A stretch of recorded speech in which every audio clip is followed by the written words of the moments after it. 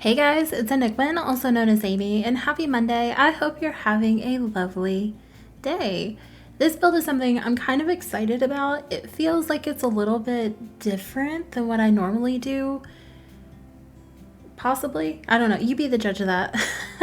But this is very loosely inspired. So I guess this is my interpretation of what the broke family home would be in The Sims 4 as opposed to The Sims 2. So I placed it here in Copperdale rather than Willow Creek because I think they're in Pleasant View, if I'm remembering that correctly. It's been a very long time since I've thought about The Sims 2, but I placed them here. It just felt like this would be the kind of place where Dustin and all of the other teen Sims from the Sims 2 era would thrive, I guess, flourish. And I changed some things. So like I said, it's more of an interpretation. So in the game, they're in a pink, they're in what I would call a pink single wide trailer.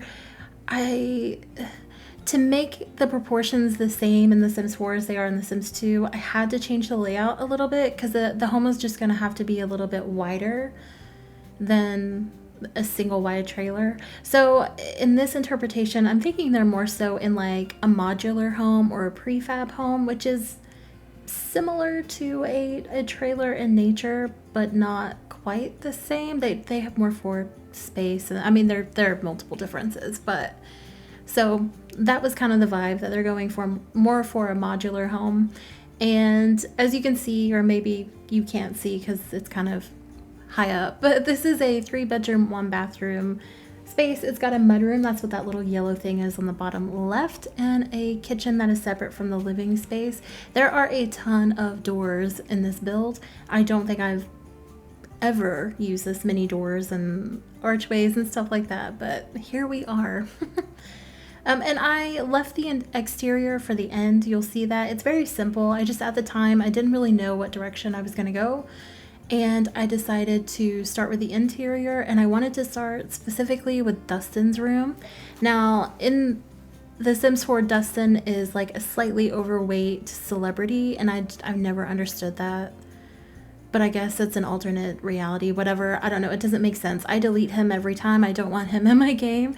But in The Sims 2, he's a teenager who has just recently lost his father to suspicious circumstances, and he's kind of going down a life of crime, right? So I kind of changed him a little bit. He could still be on the criminal career path, but he's going to be a teen in this version, and I think he's kind of into football. Now, you could play it one of two ways. You could either play it as he's like a bully and he's on the football team because he gets to be aggressive, or you could go the other route, the other stereotype, and he could be like cleaning up his life, and now he's on the football team because he found some stability, and he's doing his thing. You could play it either way. I typically lean towards the happier aspect of the storyline, but you could really do whatever you feel.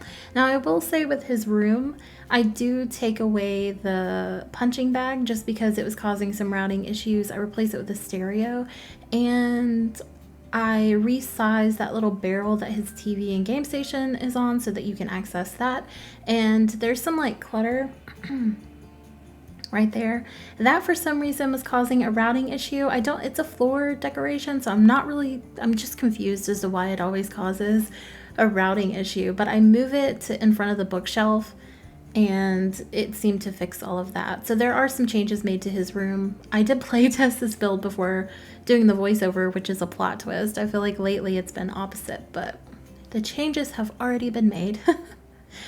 And then we jump into Beau's room. So Beau in the original Sims 2 version is just in the hallway. Poor kid. He's got a crib in the hallway, which would be the most unsecure place to keep your toddler. I would not be okay with that as a parent. But I decided to move him into his own room, obviously, and I went with kind of a blue and orangey theme for the room just because his original crib set is that base game Sims 2 blue, and I decided to just sort of carry that vibe over. And since Brandi is pregnant in The Sims 2 with a mystery baby, it's another little boy that comes out brunette and blue-eyed, and whereas the other two children are blonde because they're skips. But it's a boy, so I decided to throw them both into the same room rather than putting the crib in Brandi's room, or the bassinet rather. And I really just run them with this orange and blue theme. But as you can see, there are other pops of color as well. We've got some orange. I think there's some green. There's definitely purple. It's just a little variety, a little smattering of color, just because I think kids' spaces should be colorful. And I really like a good themed room, but I also like a good chaotic room.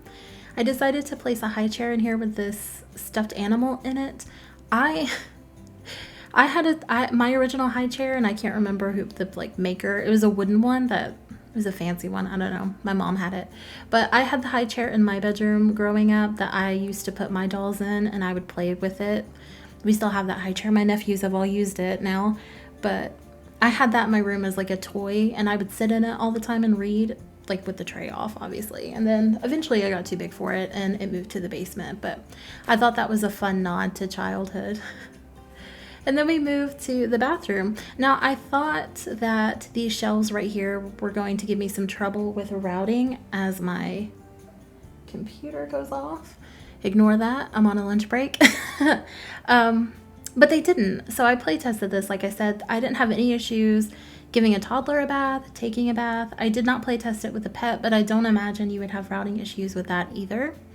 And I was thinking, since this is a double wide or prefab home or modular home, whatever you want to call it, space is probably a hot commodity. Storage is definitely needed. So I thought these shelves were just a good way to kind of show, hey, we've got 4 people living here. The one little cabinet in the corner isn't going to cut it. So we've got some open shelving that they're sharing.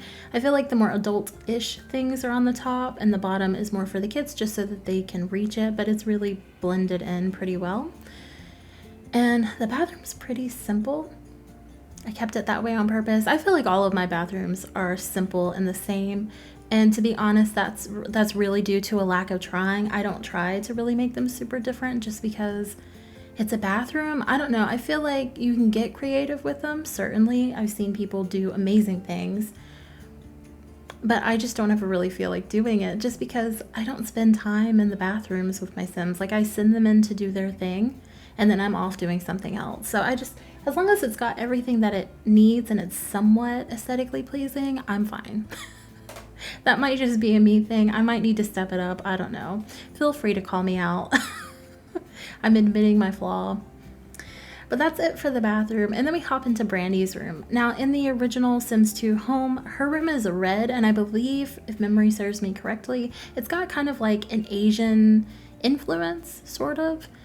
And I could have recreated that here, but I don't like the color red that much. I just feel like it's a very aggressive, in-your-face color. And it's just not my favorite. And it's really hard, I think, to decorate with red in this game because it is so bright. It's just a lot for such a small space. I wasn't really comfortable with pink either, but that felt like a good compromise in a way. So we toned it down to this like mauve color with some like brown accents, some purple accents and stuff like that. And I did use a fair amount of the high school years stuff as well, just because we are in Copperdale. I'm still playing with the pack. I've got the hiccups. I'm playing with the pack and still just kind of getting used to the different styles of furniture. I don't think I've used every single object yet, and I probably won't until I build like one of the a high school or auditorium or something like that. But I don't plan to do that, honestly. I started to kind of draft one out and I wasn't enjoying myself. And so many people have built so many amazing schools that I just don't feel like I'm in a rush to get my own version out there, because why? I don't know. It just doesn't feel like a priority. But that's pretty much it for her room. I did use the tool mod quite a bit. I'm glad that's been updated. I was missing it. I was really just missing the fact that it has all of the building cheats enabled, because I don't like manually typing them in. It takes like 2 seconds, so it's a first world problem, but still. Now this room here is a mudroom technically, or a side entrance. So if I were going to include laundry, I would have included it here. This would have been like a laundry room coat closet type of thing. I don't think Brandi is the type of mom who would have laundry machines because it saves money and electricity. I feel like she would hand wash or maybe go to a laundromat. So it just really didn't feel authentic to the build. So I decided to kind of make this a mudroom / playroom. Now there are toys in basically every room except for Dustin's room and Brandi's room, but they're all over the living room. Okay, that's an exaggeration, but they're in the living room. They're in this room and they're all over the toddler room. So I just kind of get the vibe that Brandi is kind of like Fiona from Shameless, if you've ever seen it. So like she's doing her best. She's, you know, she's trying. But the kids are pretty much left to their own devices to do what they want. So there's stuff kind of everywhere. And if you know, you know. That's the vibe I get. I could be interpreting her wrong, but that's how I feel. And then we move into the living room. Now this is going to change, and I leave the change on camera just because I completely flip this around in a moment. I initially wanted the TV on this wall. I wanted things to be kind of over in this corner with a bookcase behind this sofa and then just sort of like a little walkway. And it just didn't work out. I mean, it worked out, it was fine, but it felt awkward. It felt like not a great use of the space. So everything stays, everything that you see stays. I do add a few items, but it's going to get reversed. And I also changed the color, but that will be on camera as well. So what I really envisioned for her living room was wicker furniture. I really wanted, like, think late 80s, early 90s, white wicker furniture. Everything's kind of like an oval shape. And it's got those really tall arms in the backs that are all like rounded. I can clearly picture this in my head, and it's got that horrible pink like padding. Oh my gosh. I wanted that. That felt like the vibe. We don't have anything like that in the game, and I don't typically build with CC, and I wasn't going to look for wicker furniture CC because it wasn't going to be what I wanted necessarily. So I kind of adapted a little bit, but I really wanted to primarily focus on the fact that this living room was not going to be matchy-matchy.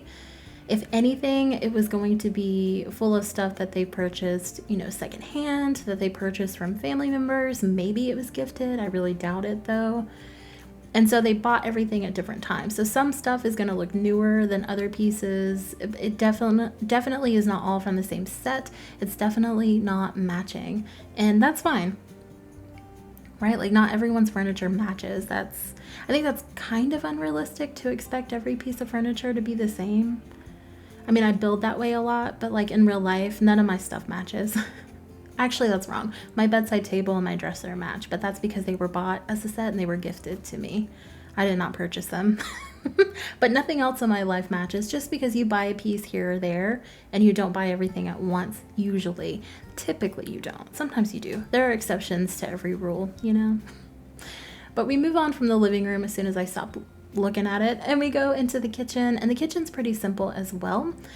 And I kind of wanted to go for a mixture of kind of rundown floors with, well, not rundown, like gently worn, gently used, definitely used flooring. The base game cabinets, I actually love these. These are my favorite cabinets in the game. I'm not going to lie to you all. And I know they're base game and they can be kind of boring and they don't have the best swatches, but I think y'all are sleeping on these. They have versatility, and that's all I'm saying. But we place that down. I decided to use black appliances and a black sink. It just felt like the vibe. And I really wanted a rectangular table. It doesn't happen. It just doesn't work. The space isn't big enough, really. So I go with this one that I think we got with the little campers kit. And I will say this is the only thing I forgot to play test. I have no idea if that chair in the corner is accessible. I don't know. It probably isn't, but on the off chance that it is, great. If not, I'm sorry in advance. My Sims never sit at the table anyway, so I don't know if that's like a deal breaker for you guys. If it is, you can pull that away from the wall just slightly and it won't block your countertops or anything like that. And you may notice in this room we're kind of going for a yellow and red theme. It wasn't intentional, it just sort of happened. It was based on the fruit bowl. I'm going to be honest with you. It was the colors of the fruit bowl that sort of drove the narrative for this one. And I regret nothing, so here we are. And then I will let you know that when I play tested the kitchen, the stove caught on fire immediately. I was making a grilled cheese. Oh my gosh, I'm popular today. I was making a grilled cheese and instant flames. Everything burned. It was fine. I mean, I replaced it. It's okay. But I don't know what caused it. I don't know. I don't think it was the rug because I do place a rug in the room. I think it was the knives that might be above the stove. So like those right there. But I thought they were high enough that it wouldn't impact it. But like on the odd chance that that's what it was, you may want to move those. I don't know. And then the microwave, for some reason, it was acting like it wasn't routable. I don't know, it was weird. I don't know if this is a glitch and other people are experiencing this and I just don't know what I'm talking about, but she was able to put something in the microwave, but she acted like she couldn't complete it, like cooking it. And she took it out, the plate, and she put it down. And the only interaction was to resume whatever the food was. I think it was the pizza roll-ups. But I had another sim eat them and they were cooked, so I don't know. But basically, that was a long-winded way of saying I moved the microwave from that corner to the piece on the left of the stove and it was fine. And then here we are in the living room. I changed that color from like that salmony pink, coral, peach, whatever color that was, to this. It's more like a lilac or a lavender, and I'm just shifting things around. This feels better to me. The other one was giving me anxiety, honestly. I could not cope with how it was. I just couldn't deal. And so I changed it. I added another chair in the back there. Like I said, I wanted it to feel like everything was purchased at different times. And then I create like this little kids toy area. So we've got the horse and buggy. I place a little Yarny in it. I was going to place a sheep, but it's weirdly flat. So I went with Yarny. And there are just some other toys tucked under here. And then I put some scratches on the wall that's meant to look like they've been drawing on the wall with crayon or marker or something like that, and nobody's noticed because it's behind the curtain. That was the thought. I definitely did that with chalk in my closet when I was a kid, and I got in massive trouble for that, even though it was washable. And then we move on to the exterior.